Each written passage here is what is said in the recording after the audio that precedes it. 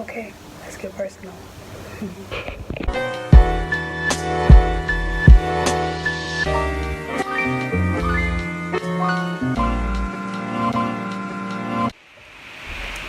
Hey guys, welcome back to my channel. So today I'm going to be talking about my labor and delivery story.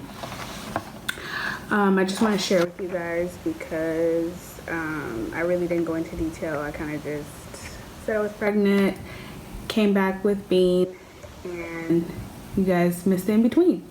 So my due date was October 8th. That was my due date. So the whole while I was having my pregnancy, I was thinking like I'm probably not going to deliver on that day. I thought I was gonna go back. We'll go past my actual due date, which I did, but just by one day, pretty much. So well, you guys don't know, I used to live in Atlanta for a year, and then Bean came along and I was like, I think I need to go home, live with my family for a little bit. So that's what I did. I came back to California. I was 7 months pregnant when I came back, so I had to get a whole new doctor, everything. And yeah, so I did all that, got my new doctor. My doctor was in Downey, so I live like an hour, something like that, away from Downey. Well, I don't know what I was thinking, okay? There's a lot of things I was wondering, like, what the hell was I thinking? So,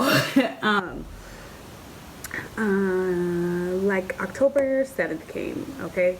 Still, like, started having, like, minor contractions here and there, nothing too crazy. So, Roey's dad lives in Atlanta, so we were trying to match it up to where he would be here in time for her when she came into the world. So I kept telling him, like, I think she's gonna go a little bit past her day, like maybe, like, I don't know. So anyways, he ended up coming out on the 8th, okay? Thank God he did. So I went into labor on the 8th at like 3 or 4 o'clock in the morning. I started getting contractions, like really strong contractions. My mom was getting ready to go to work, and I was telling her, I went in my mom's room. It was like 5 o'clock in the morning, and I had contractions from 3 a.m. all the way until I went in her room, which was 5 o'clock in the morning. And so I called the nurse hotline. They were like, okay, well, you need to track your contractions. I had already been doing that. They were coming like, they were like 5 minutes apart, no lie.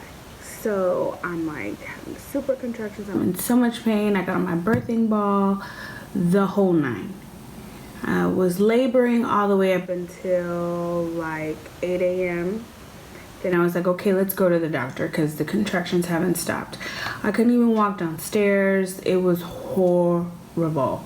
So I decided that I was going to have my mom drive me all the way down to Downey because that's where my doctor was, and that's where I wanted her to be born because that's where I got all my care from.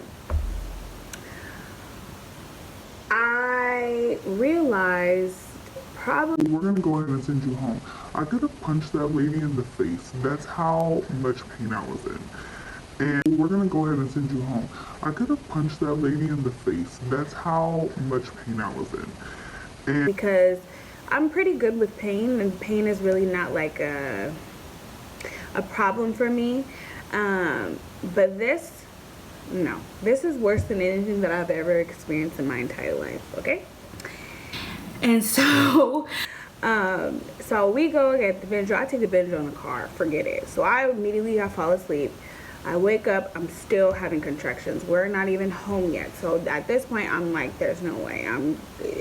I don't know what I was thinking. So it's like, I don't know, in the middle of the day. I wasn't even looking at the times. My contractions had me like in and out, in and out. Roey's dad gets here. I'm still laboring the whole time. I'm like losing it. I'm crying hysterically. It's just horrible. So at probably like at 10 or 11 o'clock at night, I was like, I can't take this anymore. And like right before that, I went to the bathroom, and I had used the bathroom and there was like some blood and stuff, and I had noticed it looked like my mucus plug had came out. So I'm like, okay, for sure, I need to go. Okay. And so the nurse was like, well, my mom called the nurse hotline for me. So she's like, well, even though your mucus plug came out, you still like can basically labor at home. And so I was like, okay.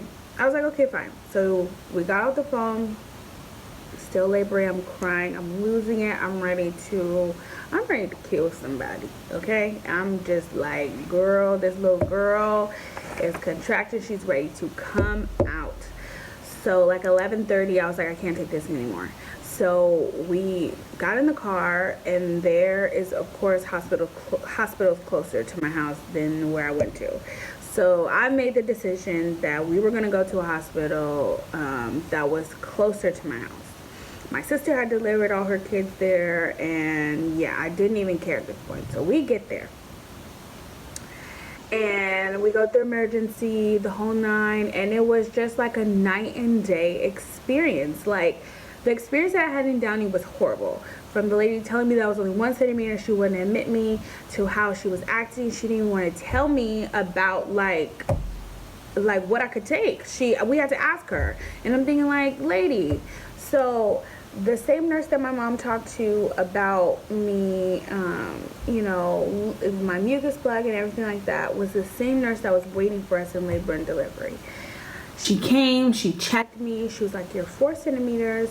She was like, we're just gonna go ahead and admit you. I'm gonna go ahead and talk to the doctor. We're gonna admit you, get you into a room, get you an epidural and things like that. It was music to my ears, because I had told her that I wasn't going home.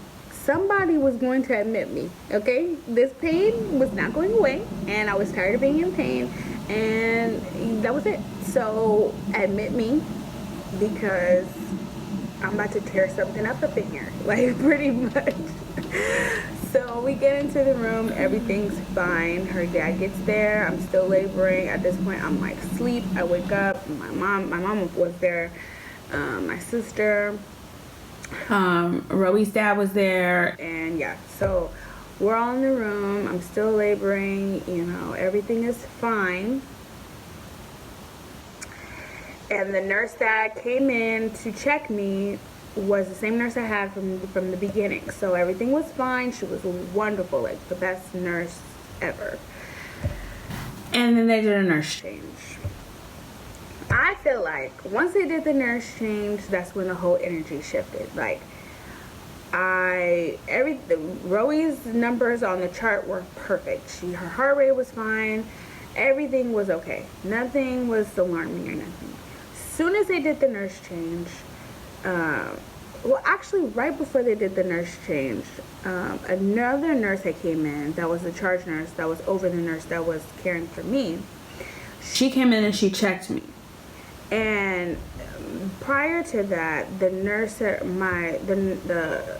checked me, she had already told me, and she said that it's really thin, that my cervix is really thin already, and that any type of slight movement would basically pop it. Like, it would just send me into full-blown labor. So I was like, okay, all right.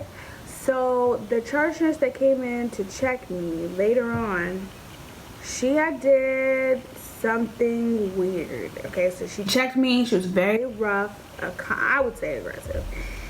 So she checked me. Immediately I knew that she had broke my water. Soon as she did that, she's like, oh, yeah, I broke your water, and your baby pooped. Why did she tell me that? As soon as she told me that, everything changed. Everything went from being calm, me having a vaginal birth, to me having a full-blown emergency C-section. She had pooped. They did a nurse change. My favorite nurse that I liked so much, she left me because she had to go home, which is fine. So I had a new nurse. She was like, whatever.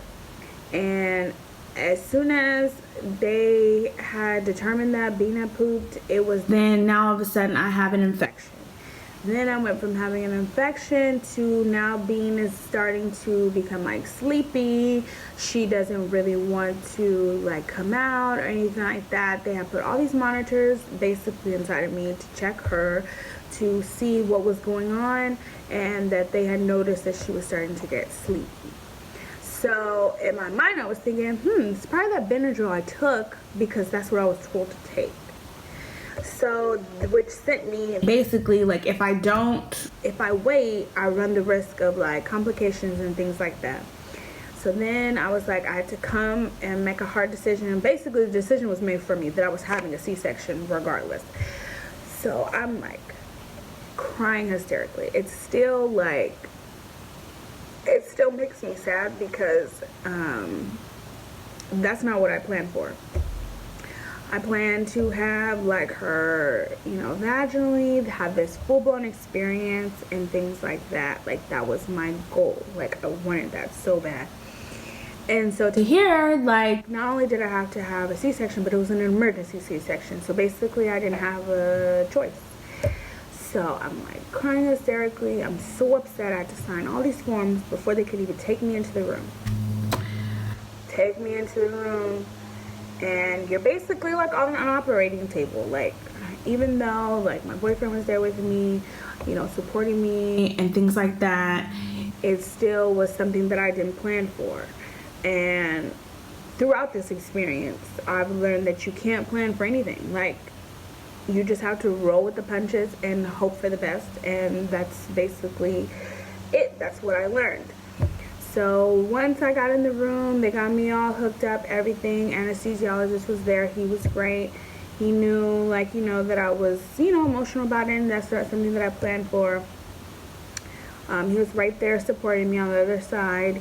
And it was like, wham, bam. Like, as soon as they're like, okay, you ready to meet your daughter? And I was like, yeah. It was like, yeah, like, of course I am. And they did a few little snips.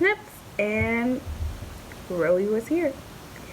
And the crazy part about it is, my doctor told me that my baby was looking at an average of 7 pounds. 7 pounds. So I was like, okay, that's cool. Like, you know what I mean? That's a nice little weight. Things like that or whatever. Rowie came out. They weighed her. She was 9 pounds, 7 ounces. So even if I would have had her, like, vaginally, she would have took me out, okay?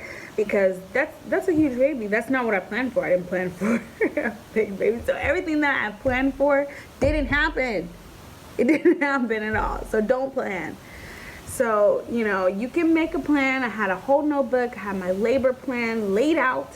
Who was going to be in the labor room, what ambiance I wanted to have for her when she came into the world, everything. I had a playlist. I had it all, okay? I had my birthing ball. I had decided that I didn't want to do no medicine. I wanted to see how far I could go without taking any medicine, and that didn't go far. And just everything like that. I mean, even though I was in so much pain from laboring at home to going to the hospital and to her being born, I still wouldn't trade it for anything. Like, it was the best experience in my entire life. Like, she has shown me, like, she's 3 months as of now. She's shown me, like, so much. Main thing she's shown me is that I'm not in control. That it's Rowie's world, and that I'm living in it, and that I work for her. And I'm okay with that. And, it's just... Oh, being woke up from her nap.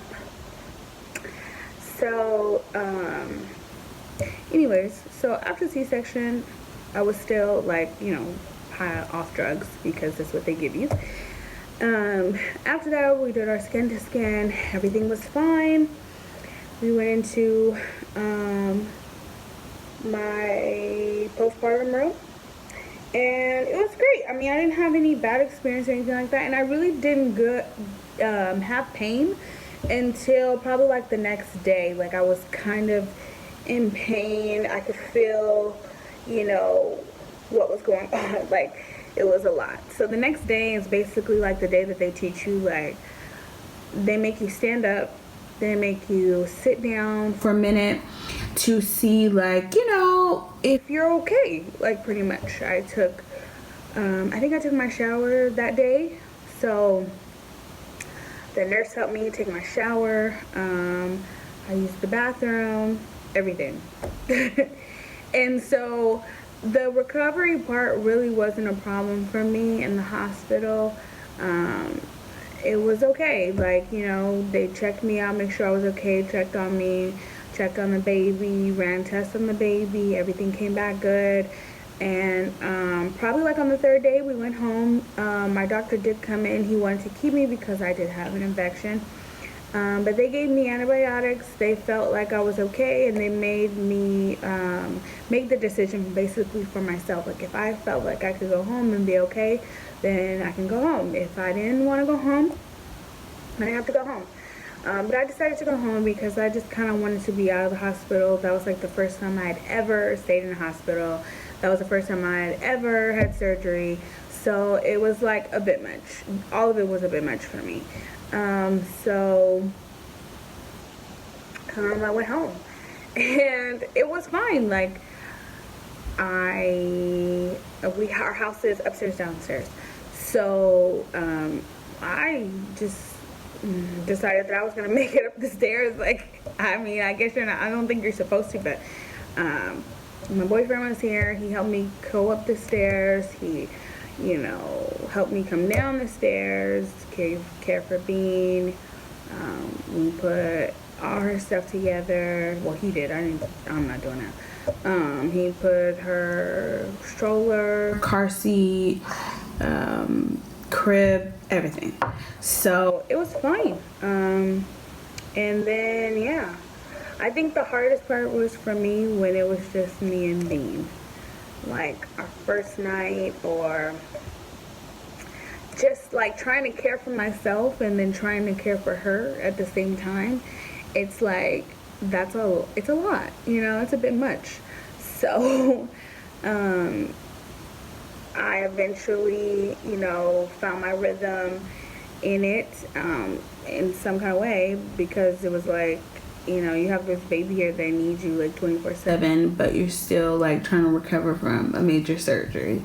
So that's something that they don't tell you. And the whole coming home in diapers, like, you and your baby are both coming home in diapers. Like, that's something they don't tell you either. And it was just, what else?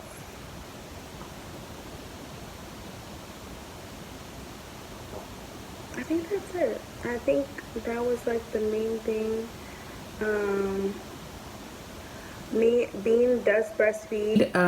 That was one thing that I wanted to do, that I was firm on, because that's something that I wanted. You know what I mean? I really wanted to have a water birth, to be quite honest. But I was like, okay, you know, maybe I'll just do a vaginal birth and call it a day. Didn't get to do that. So breastfeeding was just something that I just wasn't going to allow them to take away from me if I could help it. I really wanted to, you know, have that bond with me and my baby, that special time that I feel I deserved and she deserves too. So everything went well with that. I mean, right in our recovery room, when we were doing skin to skin, she latched on her own. I didn't have to, you know, try to get her to latch. She found her way, and she, you know, she latched, and she's been latching ever since. So that's something that I was grateful for. Her first doctor's appointment was the well baby check, when they tell you, like, oh, like, basically they were saying that she wasn't eating enough. So then they were like, oh, maybe you should consider formula. And I feel like that's something they shouldn't tell breastfeeding moms, because it's like, it's already hard enough to like get your milk supply to come in, especially if you're not one of the moms that's like, it's like, you know, gushing out or whatever. You know, it's already hard enough to basically get the milk to come in and then to feed your baby, and then when you go to the doctor, you have to like get told like news like, oh, well, your baby is a little bit underweight, so like maybe you should consider doing formula or whatever. And it's like there's nothing wrong with formula, but it's like no, like that's not something that I want to do, and I should have the option too. And it should be taken into consideration that you are breastfeeding and that, you know, you're breastfeeding, like you're trying to catch your rhythm. So I stood firm on mine. And okay, so yeah, we went to her first doctor's appointment, well baby check. I felt like she was eating, and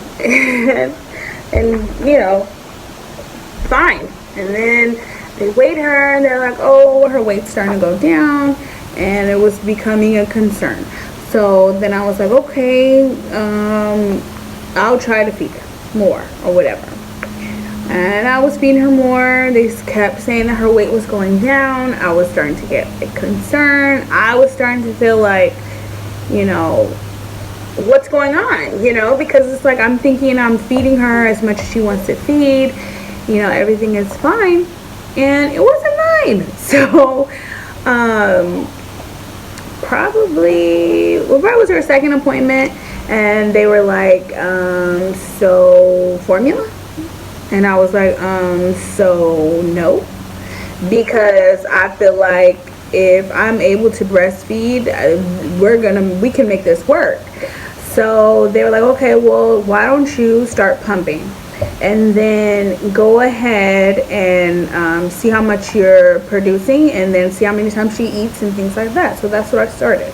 I started pumping, and that really helped. It was something that I wasn't trying to do right away. I was really going to wait until she was about 3 months to start pumping, because I just wanted to exclusively breastfeed my baby. Like, you know, I just wanted to do that. And I had to start pumping early, which was fine, and she was okay with it. And she still, you know, latches. There's nothing wrong with that. She still has no problem eating. Okay. So yeah, that's what we did, and it's been a great experience. I told myself I was only going to breastfeed for 3 months. So now that she's 3 months, now I'm saying, okay, maybe till she's 6 months, because I'm kind of like, I want more time, you know. And I don't know if I'm gonna, my goal is to breastfeed till 6 months. We'll see if we go past 6 months. Right now, she does really well.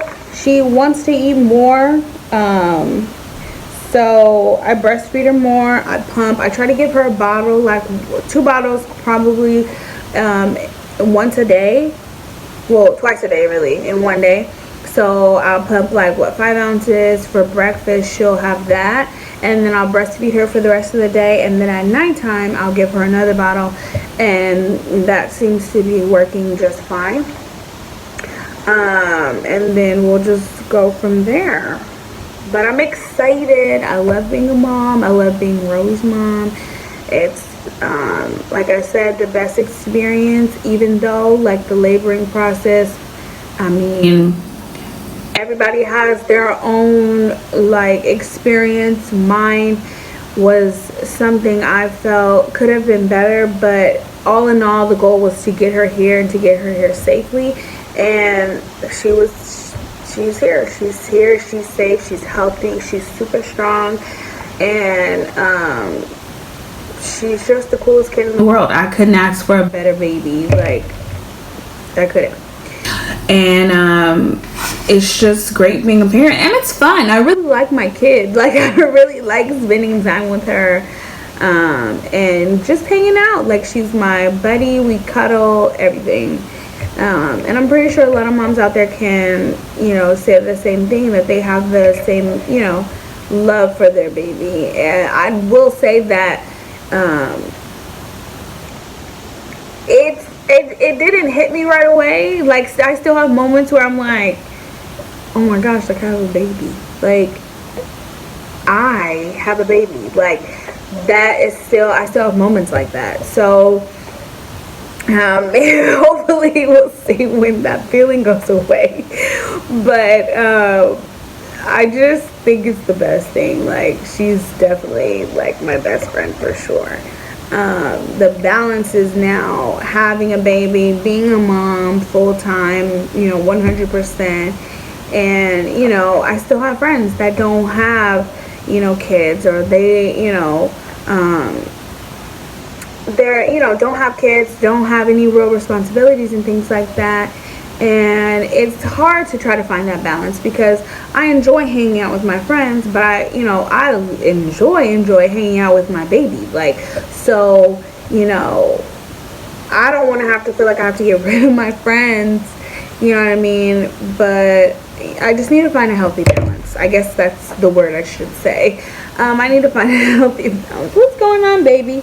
Well, what's going on? What? You want to tell the people something? No? Okay. Here you go. You want your buddy? Okay. So yeah, I would love to hear about everybody's experience. Leave a comment down below. How was your labor? Did you have a natural birth or a C-section? Okay, girl. Just how was it? Did you have a good experience? Are you gonna have another baby? Do you plan on having another kid? Are you even thinking about something like that? So just leave a comment down below, and just let me know. I want to hear from you guys to see what's to see what's what. So thank you guys for watching, and I can't wait to hear from you guys. And don't forget to like, comment, and subscribe. Have a good day. Mom life.